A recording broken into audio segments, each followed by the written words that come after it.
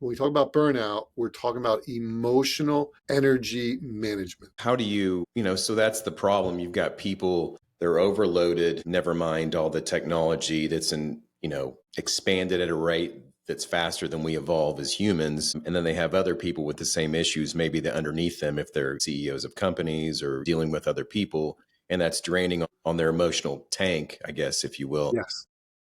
As you're dealing with somebody like that, what you're saying is they're, become more aware how they're feeling and all that kind of stuff. But what are some steps to avoid burnout in those people? I'll give you step one, step two. Step one is understanding what is emotional energy.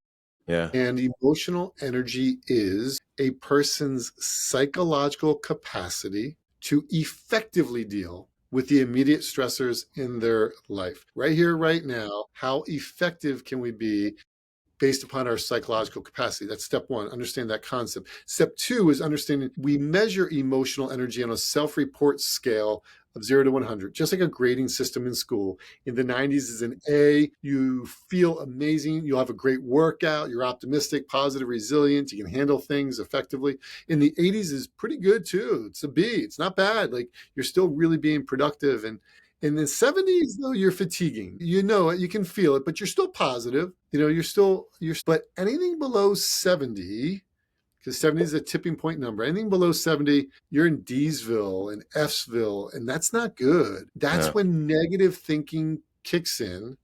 And that's when you become pessimistic, you become toxic, you become counterproductive, and you're actually not the emotionally healthiest version of yourself anymore. You're probably doing more damage than good. And as you get lower on that scale, at some point, you just need to like call it a day, go home, get into bed, and just shut it down because the negativity that you have at that moment, the emotional drain, the fatigue is really quite significant. So burnout is when we're chronically around the tipping point number, just barely keeping our head above water and not really thriving like we want to or maybe once were.